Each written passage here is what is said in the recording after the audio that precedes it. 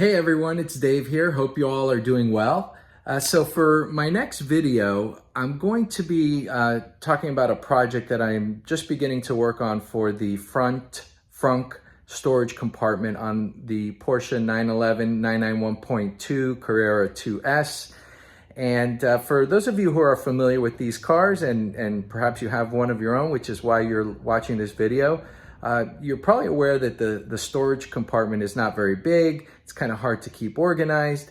And what I'm looking to do is just to create a little bit better way to organize that compartment and store things away in a bottom compartment, and then have sort of like a false lid, what you would find in a regular car trunk, where you lift up the wooden, cardboard, carpeted piece to reveal, a spare tire or some tools, etc. I want to kind of do the same thing in my Frunk, where I have like a false bottom where I can keep things that I don't need to access regularly, and then that would keep the rest of the area of the Frunk open to organize things that I may access more frequently, like the lawn chairs that I put in there for whenever I go someplace that I need like a small chair to sit on. So anyways, I'm gonna go ahead and turn this video around and show you where I'm beginning, and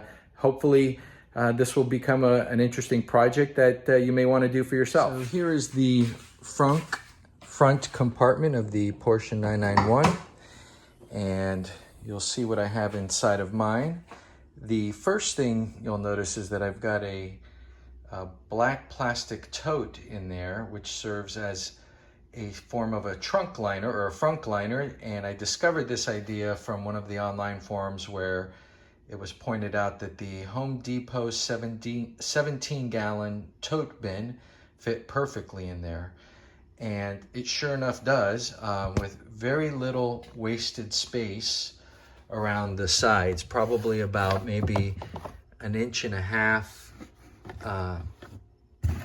or so on each side. But otherwise it fits in there great, and I really like it for carrying groceries and things like that. But the problem with this compartment is that it's kind of hard to keep things organized in here, because there's a lot of things in here that I keep that I don't really need regular access to. For example, some of those things include items for my roadside emergency kit, which include a jack, a lug wrench, some safety flares or roadside flares, some bottles of water, and just some of those things. And then of course you see the lawn chairs that I talked about, which I really love these because they're nice and small, and I have 2 of them, so that way when my wife and I are out and about and we need to have a couple of chairs for whatever reason, especially in this COVID environment where we are frequently finding ourselves doing things outdoors, these come in handy. Maybe another review for those another time. But anyway, so this is what we have, and as you can see, it could be kind of cumbersome trying to keep things organized, especially if I wanted to put groceries in here. So I'm going to go ahead and take this out now and show you the idea that I'm working on. Okay, so now I've removed the tote, and there's the specific model in case you're looking for that for your vehicle. And here we have the compartment. And what I had in mind was to try to have some sort of a compartment here at the bottom where I could keep some items that are not frequently accessed. For example, some of the roadside emergency kit items, maybe just a few other things, and sort of have like a false bottom under here, where it would be, instead of the floor being down here, it would be about maybe 6 inches higher. And so I'm going to show you what I've begun working on and see what you guys think of this. Okay, so this is going to be a little tricky to do one-handed, but I'm going to do my best. So I've begun creating these templates for what would eventually be the cover of this. We'll call it a hidden secret compartment in the Frunk compartment of the Porsche. And the first one I created creates a pretty deep compartment. I have it, the lid to fit so that it lands right on this edge and comes straight across. And that actually creates about a 6 to 8 inch, deep compartment. And this is what the template looks like. It's just a piece of cardboard. I had to work on the corners quite a bit to make it fit right. And you could see that I went through various different corner versions before I finally found a cut on the corners that fits. And if you look here, there you have a pretty nice compartment. Below it is about 6 to 8 inches, as I mentioned, and it definitely provides ample storage space beneath the cover to keep things that you don't need to access frequently. But then I got to thinking, you know, that's a pretty deep hidden compartment, if you will. And I'm not exactly sure I need that much space below. And I'd rather have more space above the compartment for things like groceries or, you know, other items that I might want to put in the frunk. Because, I mean, really, these compartments are so small, we want to, you know, preserve as much space as possible. So what I did was I made another template.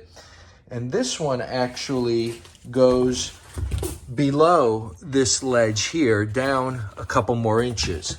And here's that template that I made out of cardboard. And this one comes down, and you could see it's a pretty much a perfect fit. And it gives you a couple more inches of storage space above. And I really think that that's probably the better way to go. I still need to figure out what I'm going to do as far as having some sort of a support somewhere along the edge to prop up this compartment panel. But right now it's being just held up by the items that are inside the frunk. Those particular things that you see there are what's kind of holding those pieces of board up. So from there, anyways, I took those cardboards and I actually traced them onto this, I don't know what you call this wood, but, well, it's not actually wood. It's some sort of like a particle board, but this is what you would find in furniture like this. Like the bottoms of drawers are sometimes made out of this material, or like the back of a wall unit or the back of a dresser. This is that type of material. And so what I did with that was I cut those templates into this board, and it works quite nicely. This actually, you could see, fits in there, creates a hard surface.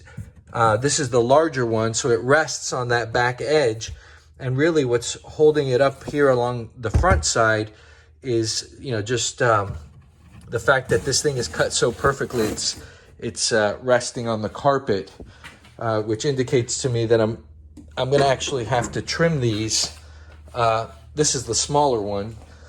I'm going to actually have to trim these in order to wrap them in the type of carpet this type of carpet, which I think I know where I'm going to get that. But anyways, so this also fits nicely. This is the smaller one. This one comes a couple inches below where the first one was. And therefore, it gives me more storage space above. And I think that that's going to probably be the way to go. But for now, I'm going to continue to work on these. I'm going to work on them simultaneously. So I have two different versions. And we'll see how they turn out and which one we like better. Maybe we find a need for both of them. Alrighty, so thanks for watching. I'll keep updating this and keep everyone posted. Thanks a lot. Bye-bye. So I wanted to make sure I didn't get too far ahead without providing you some updates. So I went to O'Reilly Auto Parts, and sure enough, they sell there this stuff called custom mats, and this is something that that you would use for like speaker enclosures. You could see that there, but it also very closely resembles the color of the carpet inside. I also, while I was there, I just happened to see this product, which is also by the same company, Custom Mats. And they make like a rubber mat that's used for like a cargo area of an SUV or any other kind of vehicle cargo area. And I had the idea of why not make myself a little cargo mat area to put on the bottom instead of buying one of those $100 WeatherTech cargo liners. Now this one is not, I did not finish cutting this to size. You can see it still needs to be flattened down, and I've got to trim the edges a little bit, but that's part of what I'm working on. So I got this roll of carpet. It's about, looks like it's enough to make a few of these that I plan to make. And here are the particle boards along with the pieces of carpet that I've cut out for them. And I also picked up this 3M super trim adhesive. We'll see if this stuff works, but the guy at the O'Reilly Auto Parts said that this stuff is really strong and should work well. So just wanted to give a little update. Probably what I'm going to do is I need to figure out how I'm gonna get the carpet around these curves and have it look nice.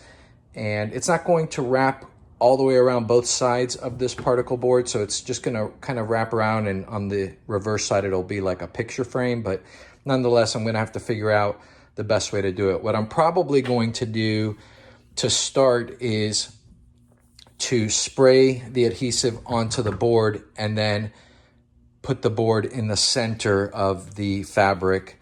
Then I'll figure out how to tape over or how to glue over the sides that are going to overlap. So I just thought of something, just kind of some hindsight, that when you look at this particle board or this backer board, you have one side that's really smooth and you have one side that's really rough. In hindsight, it probably would have made more sense to make the rough side the top side, because I believe this glue will adhere a lot better to this textured porous surface than it will to this side.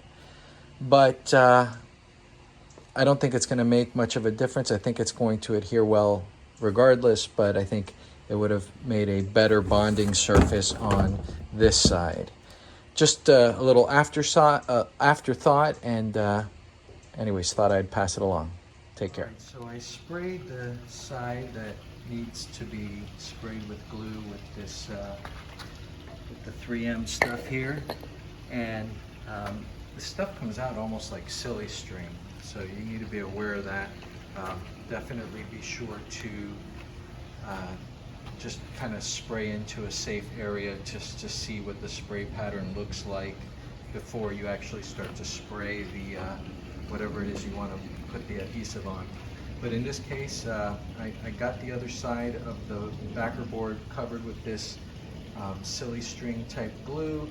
I put it on top of the fabric, and I placed some weight on it. You see those are just some travertine stone tiles, just to put a little weight. And I'm gonna let it sit like that for probably about a half hour or so. And I'm gonna then worry about the corners and the edges and how I'm gonna do that next part.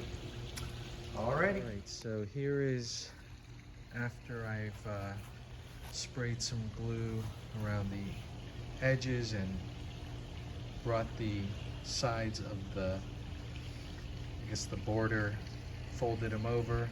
This was not an easy part to make look and fit right. What I could say is on the other side looks perfectly fine.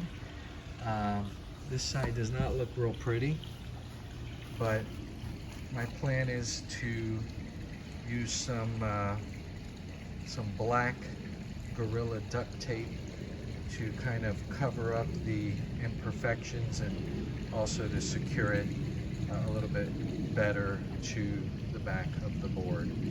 But I think this is going to come out okay.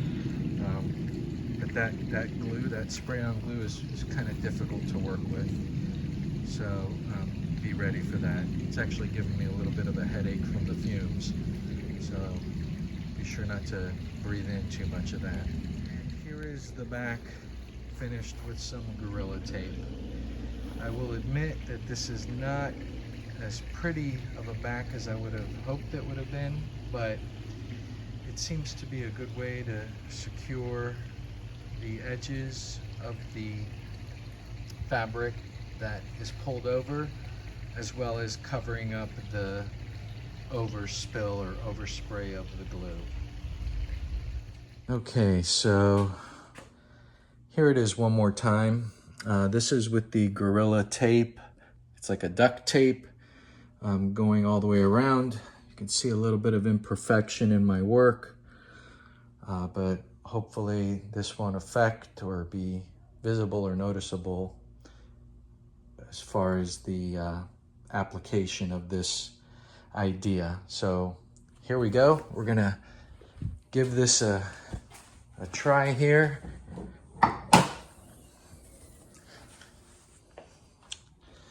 Let's see how it goes.